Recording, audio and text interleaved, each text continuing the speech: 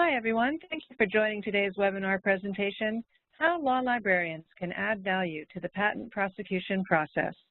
I am Gail Martin, Associate Marketing Manager at LexisNexis IP, and I want to cover a couple things before we get started. Please feel free to submit questions during the conference by using the chat or the Q&A feature. We will be sending a copy of the slides and a link to the recording from today's presentation. Now, I'd like to introduce today's presenters. Cindy Spohr. Cindy is the Librarian Relations Consultant with LexisNexis IP. Previously, she managed the LexisNexis Librarian Relations Group. Joining her is Amantha Allen. Amantha is the Customer Success Director for LexisNexis IP and has consulted with patent attorneys, agents, law librarians, and others in more than 700 law firms and corporations nationwide. Amantha graduated cum laude with a degree in biomedical engineering before entering the Law and Technology program at the University of Dayton. And with that, I'd like to turn it over to you, Amantha. Actually, it's Cindy. I'm going to start. Thanks, Gail. Hello, everyone. Thank you so much for joining us today. And today we're going to learn about a couple of things. One, the patent prosecution process, just a high-level overview so that we're all kind of on the same page. Then we're going to talk about using analytics to predict your assigned examiner's behavior so that you can adjust your strategy accordingly. And we'll learn about how to use analytics to determine whether an early interview might make sense. And you can see those come around some of the action items. Let's kind of start at a very high level. What do patent attorneys do? And Amantha, thank you. So the goal really of patent prosecution is to obtain the best patent in the shortest amount of time.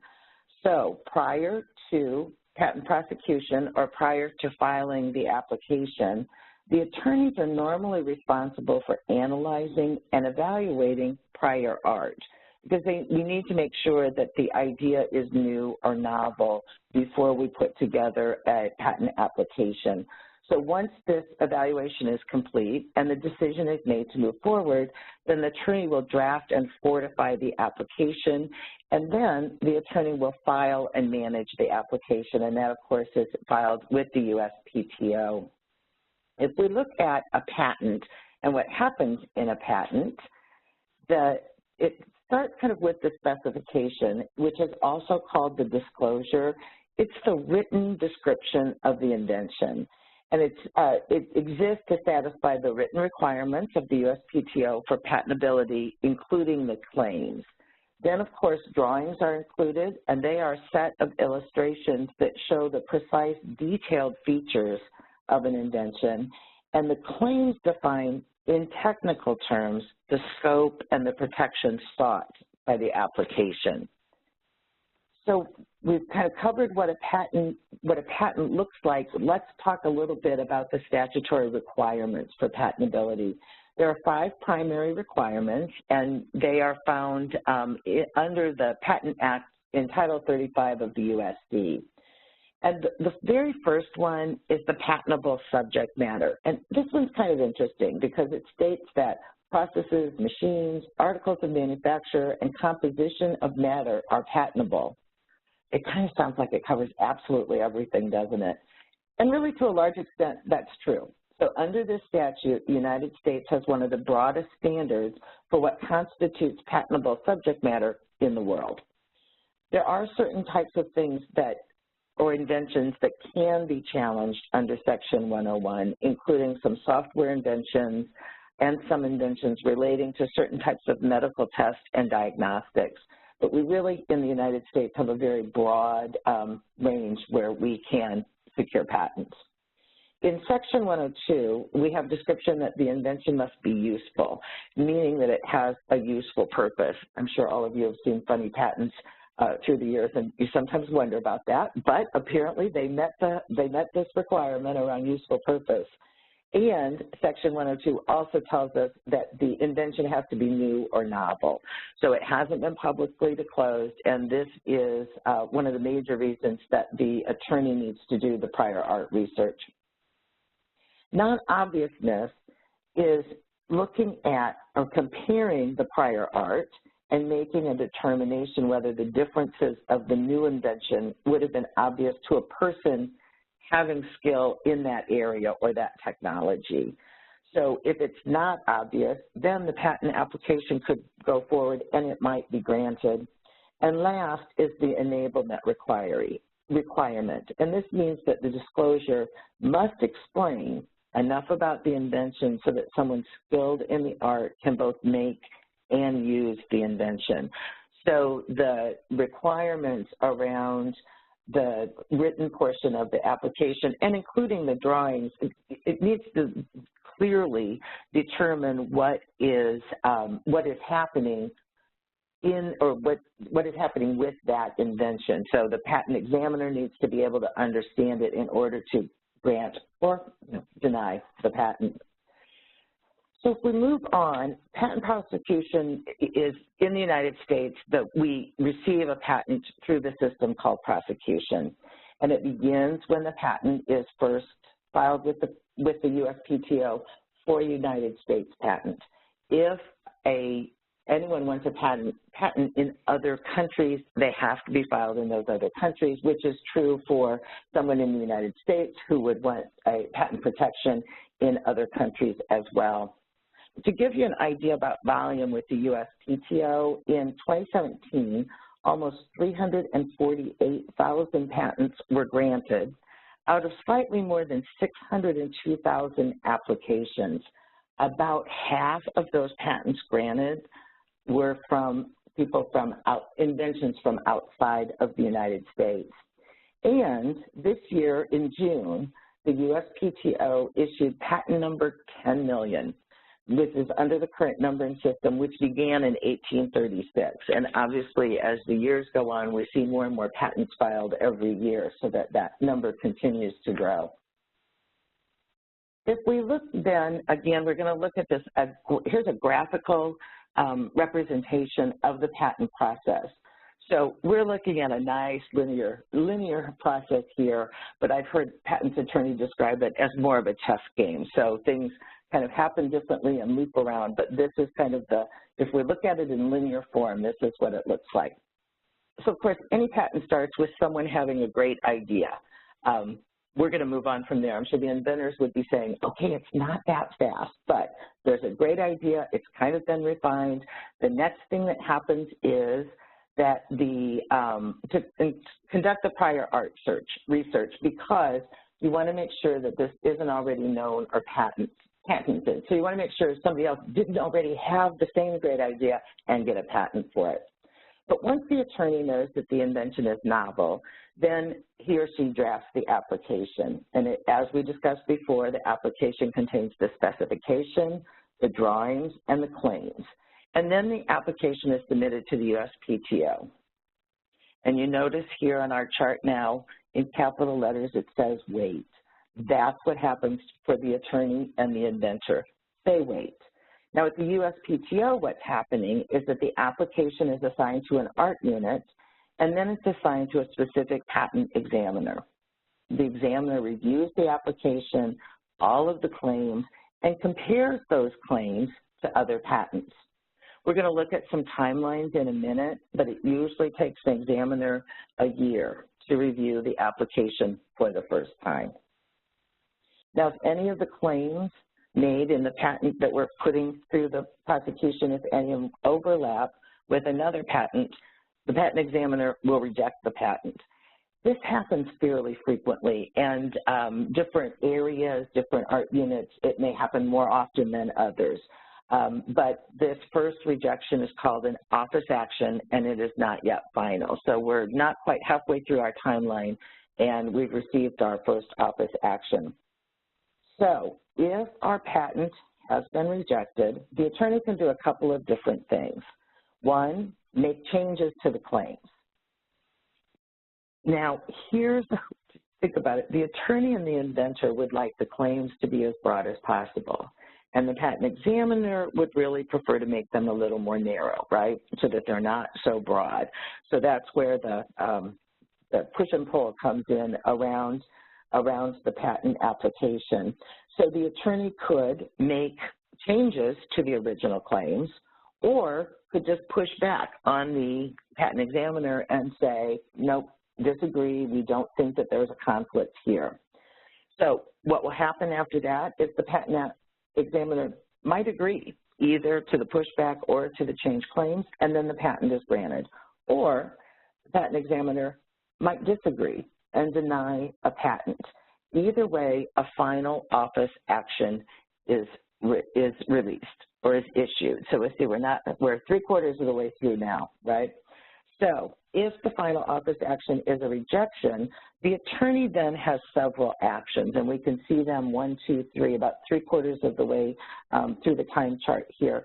The RCE is an option, and it's a request for continued examination. This involves an additional fee and really starts the process all over again. The attorney can apply to be part of the after final consideration pilot, which is a pilot program the UPS has had for a couple of years that is supposed to allow more communication between the attorney or the inventor and the patent examiner. The claims must be changed or amended to be part of the after final consideration pilot, or the attorney can appeal the decision of the primary examiner to the Patent Trial and Appeal Board. Or, as we see here at the end, the attorney and the inventor could abandon the patent. So, abandon or granted patent, we've got this is kind of our process, and like I say, it's not such a beautiful linear line as it always happens, but in a way to kind of show how things work. Now let's look at the kind of the average prosecution timeline. So if we look at this timeline, we're starting with our filing date. We've got a year or more where our examiner, where it gets assigned within the USPTO, and then the examiner is looking at it. And then we've got more time for the office actions and some, back and forth that we just talked about. So the average prosecution time with the USPTO is currently around 3 years. But let's look at our average compared to a disastrous prosecution path. So the top graphic here is our average 3 years of a prosecution path, and then what we are calling a disaster is below, where we are looking at year 13, where we have gone through a dozen office actions and then appeal. So that's an extreme. So there are any variations of time, and the number of office actions that happen can vary depending upon the patent and how the inventor or company that's pursuing the patent wants to continue with that. So when we look at this and we look at effective patent prosecution really matters. And it is, if you think about it, the longer the prosecution takes and the more actions are required, such as request for continued examination or an appeal, all of those things increase the costs for your clients. So using analytics at several critical decision points in the prosecution of the patent can make the process more efficient and can save your clients money and hopefully get their patent approved. Amantha is now going to provide us with some detail on how to use analytics in this process. Thank you so much, Cindy. So as she mentioned, there are, a lot of these applications are make or break for smaller startup companies. So maybe someone could argue that every single point along this timeline is precious and important. And while that's true, what we're trying to call to your attention are a couple of really critical decision points within here that really do have the largest impact and the potential to, sort of make or break the prosecution cycle that you're going through. So while you can use our Pathways tool, which we're not specifically talking about today, but I did want to mention it because it's a pretty amazing tool. Pathways allows you to put in part of your application, and then it will show you the probability of where it's going to get assigned within the USPTO, which is a pretty powerful tool for a drafter because it gives them a little bit of control, even at the drafting stage, to direct it to an area of the PTO that has a more favorable allowance rate. But that's still only so much control, because once you get into that tech center, you're at the mercy of the office as far as what art unit they're going to classify it into, and then ultimately what examiner is assigned to your application. So the applications get assigned to art units based on the area of technology that the invention covers, and supervising examiners are looking for certain keywords, certain concepts in there to help determine where it's going to go. And then once you get in a particular art unit, it's a very manual process at that point to figure out which examiner is going to get your application. It's going to be based on the examiner's experience and their experience with those particular types of applications. It's also going to depend highly on their current workload. So if they've already got too many pending applications, it's probably going to go to somebody else, you know, all things being equal. So that is why the very first critical point in the process that we're calling out is when you receive that first office action, because this is really your first opportunity to get to know your examiner. Now, one could argue that you do get assigned your examiner before you get this office action, which is correct, but you saw the timeline before and how long it can take from when that examiner gets your case landed on their desk to when they actually look at your application, prepare a response and send it to you, an office action and send it to you.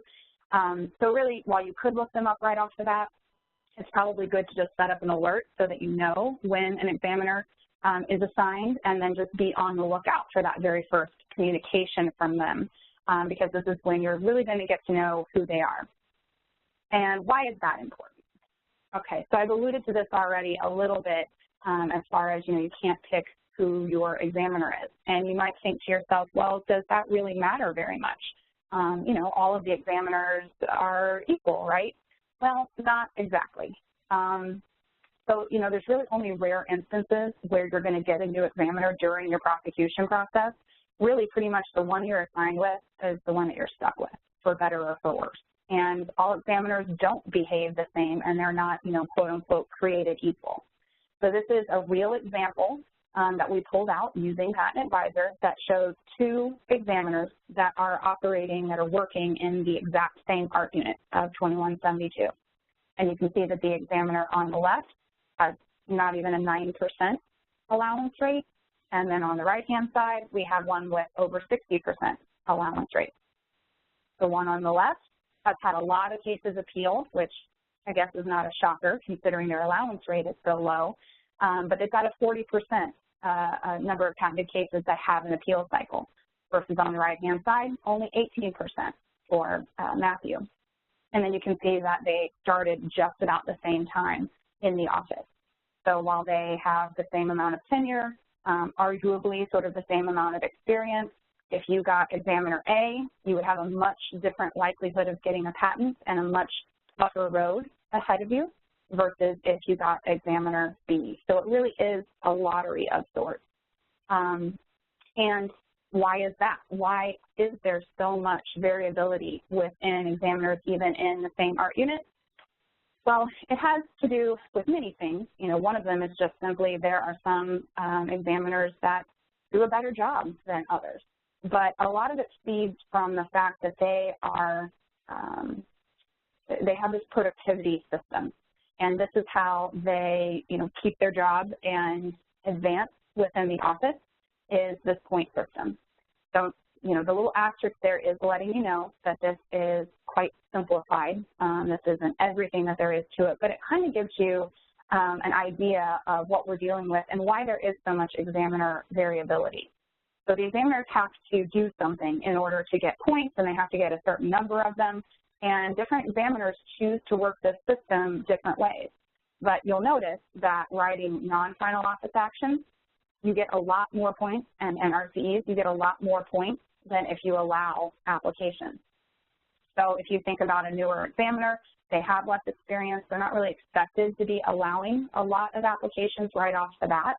And if they have a very large docket in front of them, they can spend 2+ years simply just rejecting every application that comes across their desk and writing office actions, final and non-final office actions. And it's, you know, they don't really get in trouble for it because they're following the system, and you know, they're just working based off of the caseloads that they have. So this is where one of the analytic metrics that are available to you can really help you parse this out. You can separate the really experienced, efficient examiners from ones that are maybe a little newer, less experienced, have a huge caseload that they're currently pending caseload that they're working on, and that you know, therefore, it's going to slow down the process. So we developed something within Patent Advisor called Examiner Time Allocation. So what this allows you to do is easily and with more accuracy than ever predict an assigned examiner's behavior and allow you to identify the cases that are going to require that extra time and the ones that you really need to think a little bit more about how you're going to craft that prosecution strategy.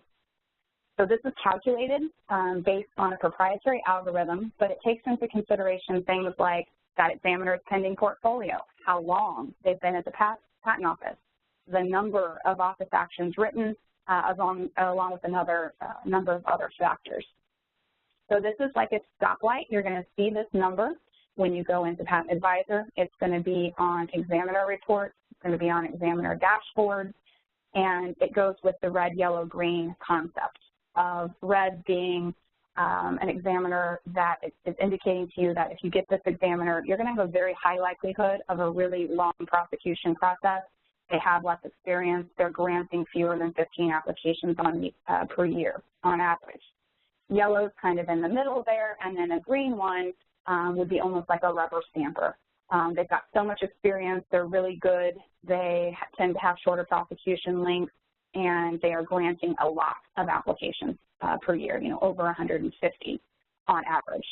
So this can be a really helpful metric to help you flag those applications that require that little extra TLC and a more carefully crafted strategy. So just to give you a couple of examples, if you've got an examiner with a green ETA, that should signal to the prosecuting attorney that they should not start out amending their claims aggressively, and that they are likely to get a grant with this examiner without having to file one of those requests for continued examination. And maybe instead, the better strategy is to interview with this examiner early, just to make sure you can get on the same page and get that early allowance. Now, on the other hand, that red ETA examiner, that means the patent is not likely to issue, if at all, without considerable amendments to the claim and considerable time and money. So you should talk to your client, maybe consider abandonment or aggressive amendment or even appeal right off the bat, rather than like we saw in that quote unquote disastrous prosecution timeline where you spend a lot of time and resources and you're in year 13 without a granted patent. Now, ETA, like I said, is the most predictive metric. However, it's not necessarily the make or break in every situation. There's other things to consider and to know about your examiner. While ETA is a bit more predictive, allowance rate is still something that's worthwhile to look at. You also would want to look at the examiner experience. You know, are they a junior examiner, a primary, or are they a supervisor at this point?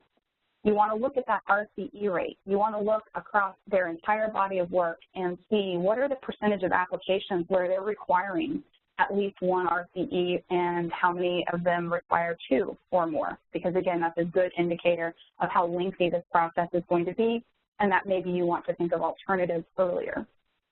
And then also, of course, appeal. Does the examiner allow the application to even get to TTAB? Because this is an interesting point in the process that you might not be aware of, but the examiner does have the power to actually pull it from the appeal process at any given stage and not actually allow it to get all the way to the board. This happens a lot with less experienced examiners. They're a little nervous to go in front of the board, and it can happen for a variety of reasons. But you know, we want to look at their statistics to tell us how likely is it that they are going to pull this out of the appeal, and then am I going to get a favorable next step after that? What's the next significant action that's likely to happen? So that is where Patent Advisor and our examiner lookup and dashboard can really come to the rescue, because this is going to tell you everything you ever wanted to know and more about your examiner. So here's just a screenshot. We're actually going to dive into the tool here in just a moment. But what you're seeing right here on the screenshot is already a ton of information. It's telling you what art units this examiner works in. You can see based on the timeline in the lower right-hand corner what kind of tenure this examiner has with the office, whether they're new or whether they have been there for a while.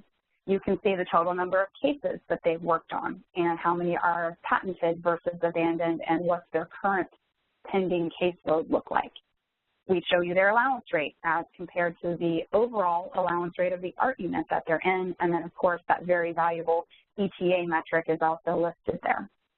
Now something that can be really valuable is to capture this plus all of the additional information that's in the dashboard into a really beautiful report. So you can see here, the little red box there is showing you the PDF icon. If you click that, it's essentially a one-click report that's going to capture all of this data and more and throw it into a very colorful, graphical report. So this is one of the things that we are suggesting is a way that you can bring value into the process. When you get that first office action for any new pending case, go run the examiner report and print it out and attach it to the file. So you're saving the attorneys that step of doing that for themselves, and it's giving them all the pertinent information that they need to know right off the bat about that examiner right there with their case as they're reviewing the office action. So let's actually jump in here to Patent Advisor and see how you can easily uncover all these statistics and how this is going to help the attorneys craft the best strategy for early allowance.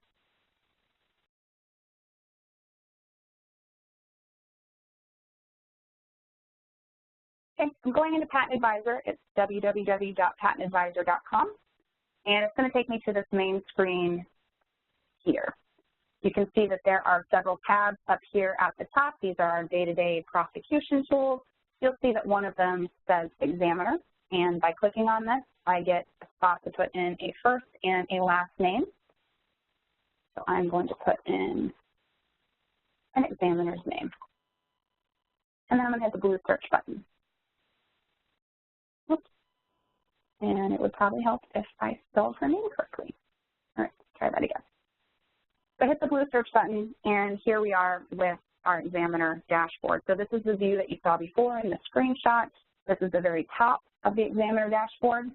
But beyond just these stats that you can see at a glance here, I'm going to scroll down, and you can see different categories of information down here below.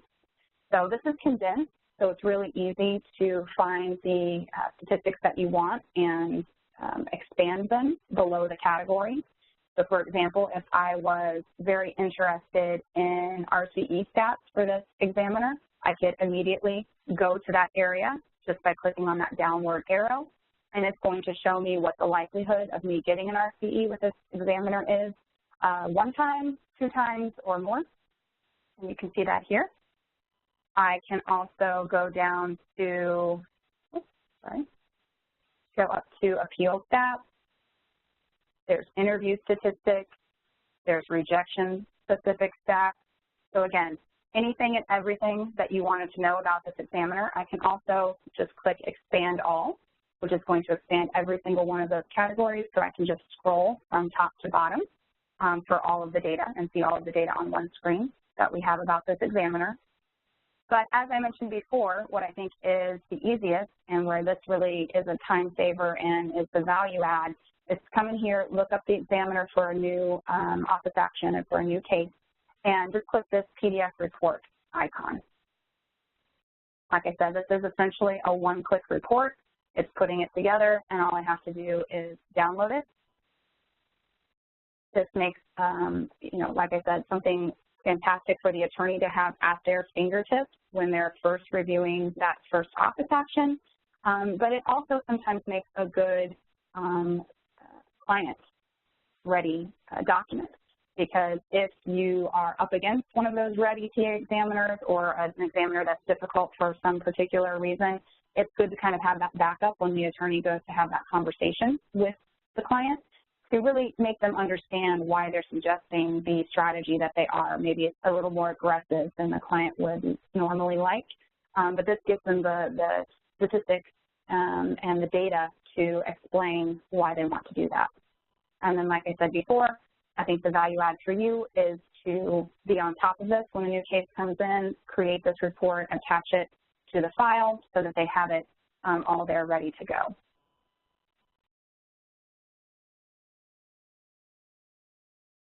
All right, so coming back to our nice timeline here, we're going to talk about what is that really second critical point of the prosecution process. So the second most critical part, and some would argue the most critical point in prosecution, is after you receive that final office action. And again, we kind of put that in quotes because it's not truly final, because you could file the RCE, and that is a request to continue the examination process, and essentially you get those 2 more bites at the apple. But it's final as far as this first cycle of prosecution, and it does, at that point, limit the attorney's options as to what they are going to do. And we've listed them here, but let me advance to the next slide to give a bit more detail here. So after that final office action, that's the decision point where they can either pay to continue the examination process, which really buys you those 2 more bites at the apple to continue those negotiations with the examiner. Cindy mentioned before about the after final consideration program. So this is a pilot program that the USPTO is offering, and it essentially allows you to wrap up prosecution without going through another 2 rounds of office actions and responses. But as she mentioned, it does require that you amend your claim. So this is a good option if you feel like you're really close with the examiner and it's not going to take 2 more office actions, that if you just made a couple of more changes that you'd be able to get to agreement. So that's an option. And then, of course, appeal is an option, and that's where you're essentially, going over your examiner's head. You're having the board reevaluate the merits of your case. So how does an attorney make that determination? A lot of it is gut, a lot of it's experience, but we would argue that along with those 2 things, you want statistics as well. You want to make data-driven decisions. So that's where, again, using Patent Advisor comes in to determine what really is the best course of action and what's going to help me avoid those unnecessary delays and prosecution costs. So when you are examining those stats, you want to look at, those RCE stats. What is the likelihood that if I do 1 additional RCE, that I'm going to have to do another? Are the stats telling me that once I do 1, I'm sort of on an RCE train that I may not be able to get off of? And then what is the percentage of time that an RCE actually results in an immediate notice of allowance? So those are things that you would want to know before you decided on that option. The after final program, you want to look at our statistics to know what are the number of cycles through the pilot program that this examiner has had. Are they experienced with this? And then when they do encounter one of these after final, what's the likelihood of the immediate notice of allowance? And then, of course, appeal, we talked about this already. How many number of cycles total has this examiner been through? What's my pre-appeal likelihood of success? Is this one of the examiners that really wants to avoid going in front of the board and is going to allow my application if I simply, write my brief, for example? Maybe that's all it takes to kind of scare them into pulling it out and allowing it. You want to know what are the outcomes of the applications that have exited appeal after filing the applicant's brief. And then if we do get to the board, what's my likelihood of winning against this examiner? So those are some of the things that you want to consider. And what I'm suggesting here is that you use one of our other tools within Patent Advisor, which is called QuickPAIR, and it will allow you to create an application report. So the reason I'm suggesting that you use this tool is that, while our attorneys would love for their docket to be very light and then only have a couple of cases, a handful of cases at any given time, most prosecuting attorneys have many, many cases that they're working on simultaneously, all with different timelines and different deadlines and such. So something that's nice to do is to come into our QuickPAIR tool. You can pull up this information using the application number, and in a very easy to read visual format, it's going to be able to show you in an instant where are we at. Refresh my recollection about where we're at in the prosecution process. What have I done already? Am I going way beyond procedurally or by time the averages for this examiner? Maybe my initial strategy wasn't the best and I need to pivot. So this is going to allow me to see that, remind me about my examiner, link out to looking at my examiner, give me high-level data points that if I were under a time crunch and needed to confer with my client and didn't have a ton of time to prepare, I'd have a nice executive summary of the examiner's statistics that I could call upon in that meeting. So let's again jump out to Patent Advisor.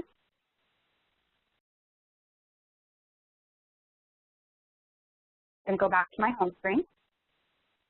And this time, instead of going straight to my examiner dashboard, I'm going to go to QuickPAIR instead.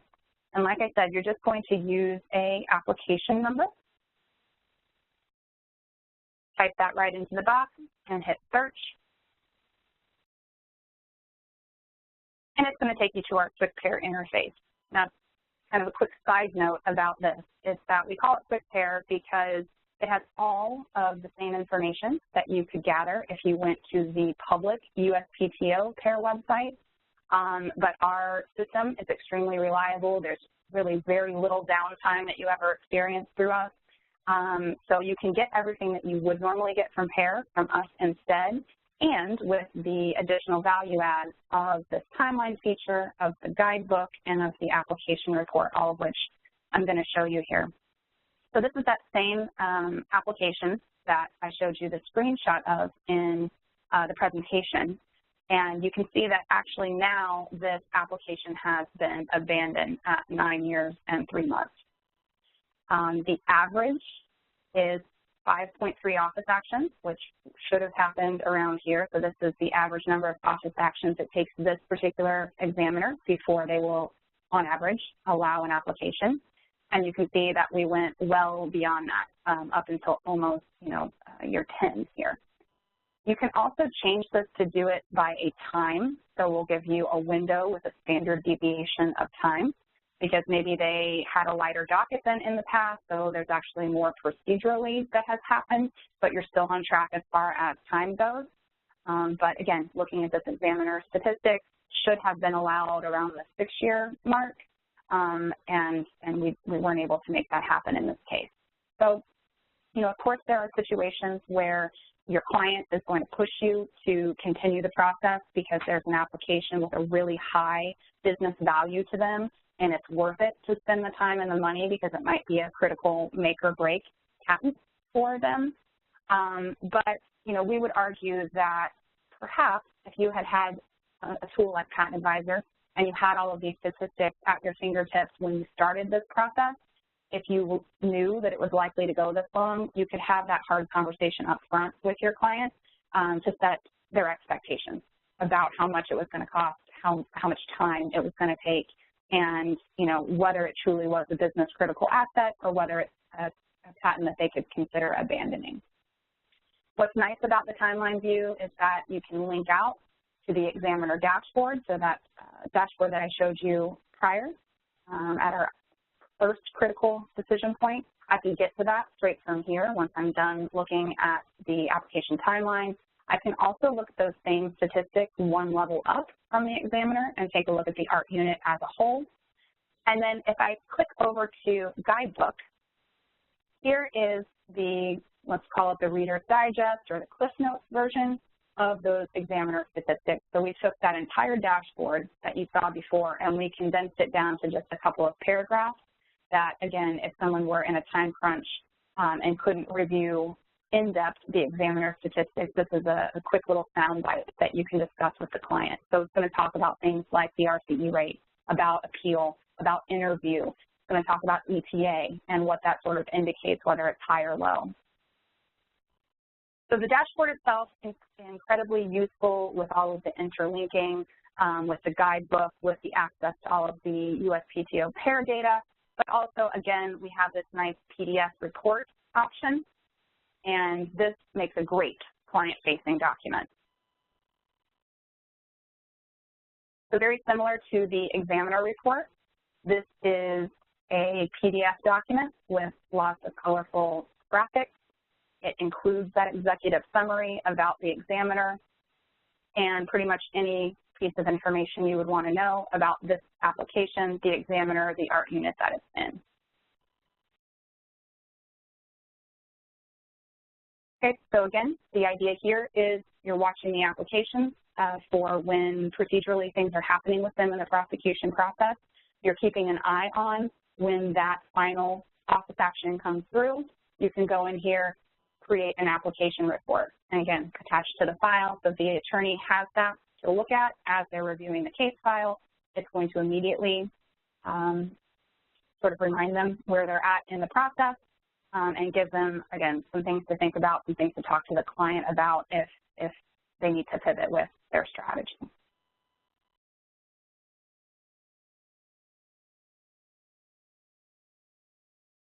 Okay, one other tool that we wanted to bring to your attention within Patent Advisor is the after final decision-making spreadsheet. So you can think of this like the information that we just pulled on an individual application. You can multiply that by 10, 100, 1,000. So this will enable you to get all of that information about an examiner, what their ETA is, what their allowance rate is, what their likelihood of multiple RCEs are going to be. You can pull all of that information into a spreadsheet across numerous different applications at once. So this, again, is essentially a one-click report that you can run on a predefined set of documents, and it's going to show the likely outcomes for those three possibilities after the final, the RCE, the after final consideration, and the appeal. So this would be a terrific thing for the head of an IT practice to have in their hands, anyone that has any sort of portfolio management responsibilities. Again, because it's so easy to create and gives such a wealth of information all in one spot, this could be something really helpful when you are helping a client make those pruning decisions within their portfolio. Having all of this data in one place would be really helpful to do that. So we'll show you just how easy it is to create that in Patent Advisor. So again, I'm going to pop back out to the tool. I'm going to go back to my home page. And unlike the two screens that we looked at before and the two reports that we've created, which were based off of a single examiner or a single application, this is based off of more bulk data. And so for that, you're going to need a briefcase, which is just really what we call like a work folder, a place where you can gather together groups of applications.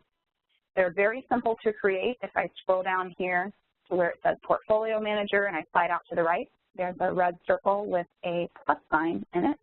And this is what's going to enable me to create a briefcase from scratch. I would just give it a name and hit save. And it's going to bring me to this screen. So from here, I can upload specific documents into this briefcase.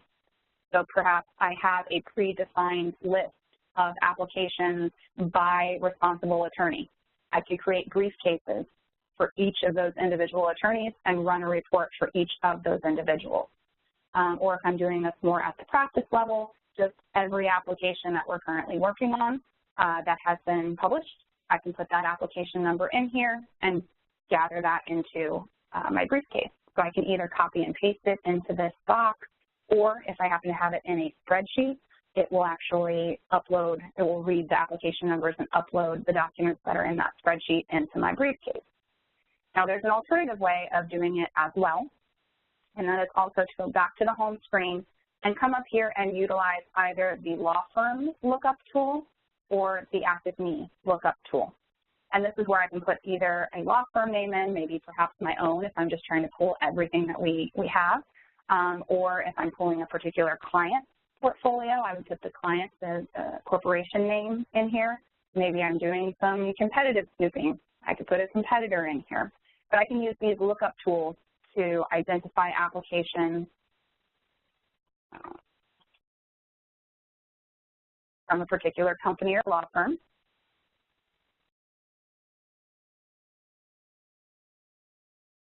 It's going to give me a nice breakdown, a hierarchy here of the different company names that meet my search. So there may be a particular subsidiary that you want to look at rather than the entire corpus, or if I do want to just be over-inclusive and just grab everything, I can hit Select All at the top, and it will check mark automatically for me everything that's in here. And then if I hover over this little cloud icon, I can either download these into a spreadsheet, but what I want to do here is create a briefcase with those documents. Again, have to give it a name and hit Save. And it's going to give me this little status bar here letting me know the progress it's making on uploading these applications. Okay, but once I'm in any briefcase, regardless of how I've created it, either by a predefined set of applications that I have in a spreadsheet myself, or you use our pretty advanced searching capabilities, once you get into the briefcase, you're going to see this briefcase menu again. And the very last icon here is the After Final strategy. So literally, it's a one-click report. You click on this and then download it. For simplicity's sake, I've already done that for us. But here's what it's going to look like.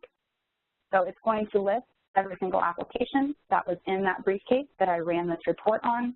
It's going to give me a status date, what was the last significant action that happened. It's going to pre-sort that for me from the most recent to later on. And then it's going to show me how many final, quote unquote, final office actions have happened in this prosecution so far. So I've just highlighted a couple of them here that only have the very, very first office action. It's going to tell me what's the examiner that it's assigned to, what's their ETA, what's their allowance rate, and then you see a lot of numbers out here to the side. But it's really fairly straightforward. It's going to tell me what's the percentage of cases where there's been 1 RCE versus 2, how many of those have immediately gone to a notice of allowance, and then we're going to go through the appeal process, how many have exited at the pre-appeal level, at the brief level, at the board, how many have gone into that after final consideration, what are the outcomes. So again, it's just taking all of those dashboards of stats and condensing them into one comprehensive report that can be run easily on any set of data. And like I said, this is an opportunity for you to help an IT practice manager or someone that's helping a client with their portfolio management to help make some hard decisions about the prosecution process.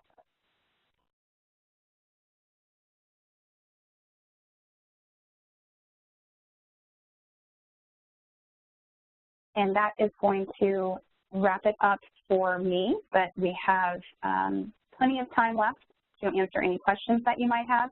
And Gail, I don't know, did anyone happen to chat us any questions during the presentation that we should address? Hi, Amanda. Thank you, and thank you, Cindy, for some really good information and content. And we do have kind of a request out of all these things that you've shared, or maybe other things that might come to mind.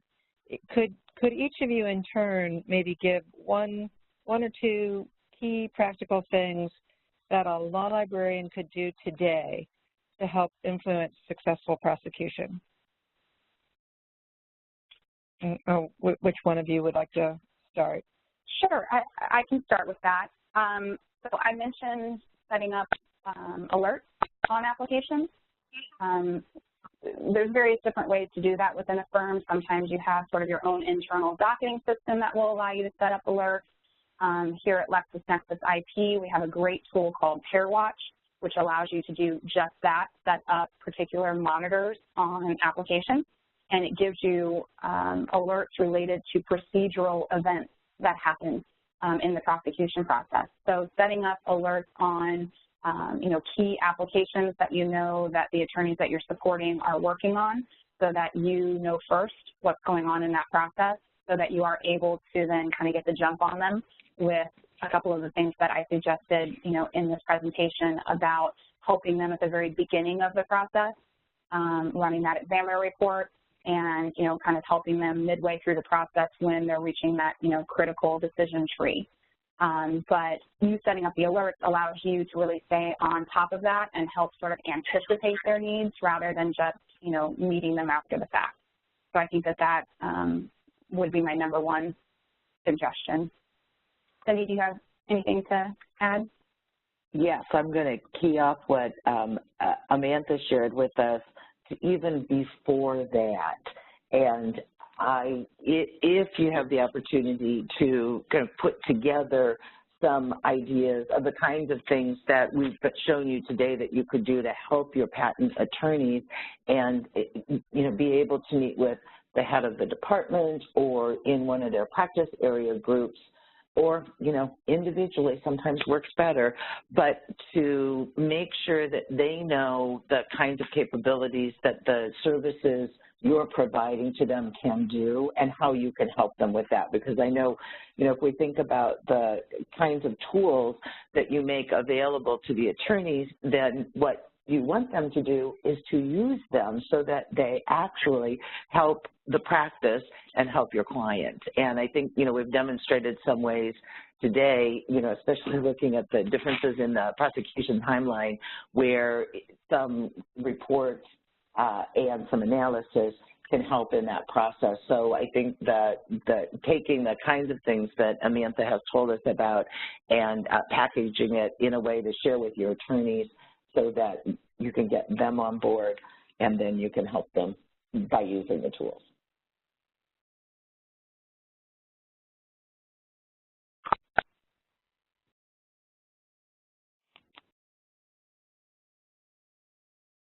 Sorry, can you hear me? Yes, a little issue we can hear with you now. my sound there. Thank you both for those suggestions. There's one other question. You mentioned that you're stuck with an examiner once they are assigned. So if the stats for that examiner are bad, are there things I can point out to the attorney to find the silver lining to this bad examiner? Anyone Absolutely. have a thought on that? Mm-hmm. Sure. Yeah, so this is where something like EPA is really going to come in and help to be instructive and informative in situations like that. Because if you get one of those red examiners where, we're indicating to you it's red, it's stop, it's okay, we really need to think about our strategy here, it's because based on his or her statistics, the process is going to be long, which immediately means it's going to be costly because you're going to be filing a lot of RCEs potentially. You might have to go through appeal, et cetera. So a couple of things that you can do to sort of, point out that silver lining is that you can dig into their examiner dashboard.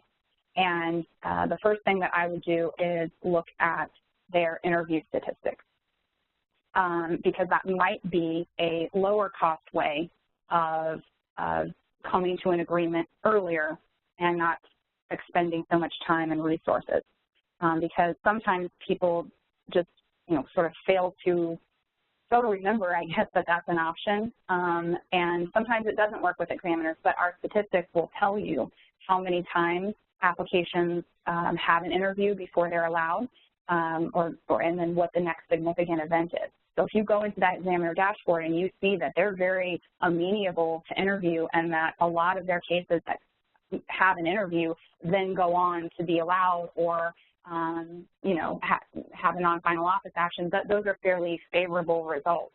So, sometimes with a really difficult examiner, it's just a matter of having that conversation with them so that you can get on the same page about what your invention is all about. So that's one way, and it's one of the lower cost ways, one of the lower cost options is if you see you have a red examiner, go look at their appeal information right off the bat to see if that's something you want to do early in the process. Likewise, looking at their appeal stats, because if you've truly got a tough case, let's say that you look at those interview stats and they're not that favorable, appeal might be your, best option. And it is a little aggressive to come right out of the gate with an appeal, but there might be situations where that's your only chance is to let this examiner know right off the bat that you are serious about this. And you don't want to mess around and expend a lot of time.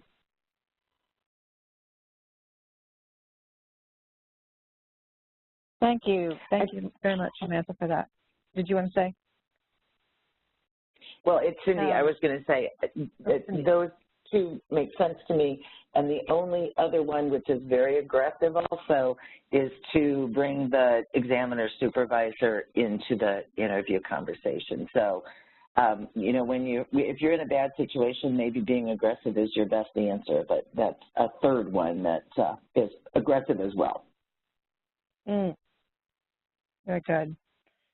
And this question came on a little earlier in the presentation. I think you actually demonstrated a report since that, but maybe you could just give a quick review. I'll read the question. Beyond the examiner report, are there other reports or data I could pull from this tool to give to my attorneys? And maybe you could review those reports and any others that weren't demoed. Sure. So, of course, there is the examiner report, as you mentioned, accessible through the examiner dashboard. But then the second thing that I showed was going into our QuickPAIR tool to review the status of the document. And then there is a report option from there as well, which isn't just specific to the examiner, but it takes into account everything about that application, so what art unit it's in, as well as the examiner. And so that is like a really nice, you know, kind of overall executive summary of the application, of, you know, your examiner, how he ranks against other examiners in that art unit.